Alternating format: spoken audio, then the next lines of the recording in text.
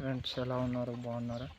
Main వీడియోకి వచ్చేసరికి ఈవేళ వంకాయ నార గురించి చెప్పాను కదండి. అంటే అక్కడ ఉడుస్తాం అనుకున్నాం, కాకపోతే ఇక్కడ ఉడుచుకున్నామండి. ఇదండి వంకాయ మొక్కలు, ఇదండి ఇప్పుడే ఉడిచాం. కాకపోతే ఇదండి ఇప్పుడు నీరు కడుతున్నాం, ఎందుకంటే ఉడిచిన తర్వాత వెంటనే నీరు కట్టకపోతే మొక్కలు చచ్చిపోతాయండి. చచ్చిపోతే మనకి ఏంటంటే మనం అనుకునే పంట రాదు.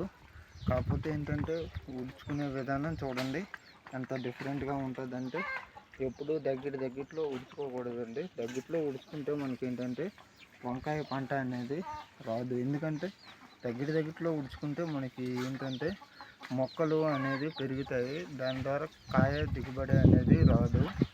ఎందుకంటే ఇంత డిఫరెన్స్గా ఉడుచుకుంటే మన రైతులకి చాలా బెనిఫిట్స్ ఎక్కువగా, కూరగాయలు అంటే ఇవి వంకాయలు దిగే అవకాశం ఉంటాయి. లేదనుకోండి దగ్గరలో ఉడిస్తే మనకు ప్రాబ్లం అవుతుంది.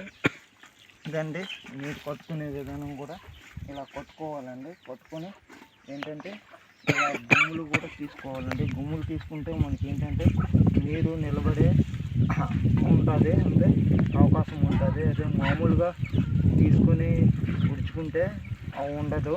కాకపోతే దీనివల్ల ఏంటంటే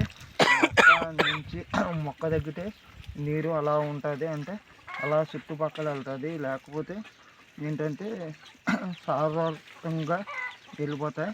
కాకపోతే ఇలా కొట్టుకోవాలండి. ఇప్పుడు ఈ మొక్క అయిపోయింది కదండి, ఇక్కడ నుంచి ఈ మొక్క ఇలా కొట్టుకోవాలండి, రోజు కట్టుకోవాలి. ఇదండి ఇప్పుడు బడ్డు మార్చుకుంటున్నాం. బడ్డు మార్చుకునేటప్పుడు ఇదండి.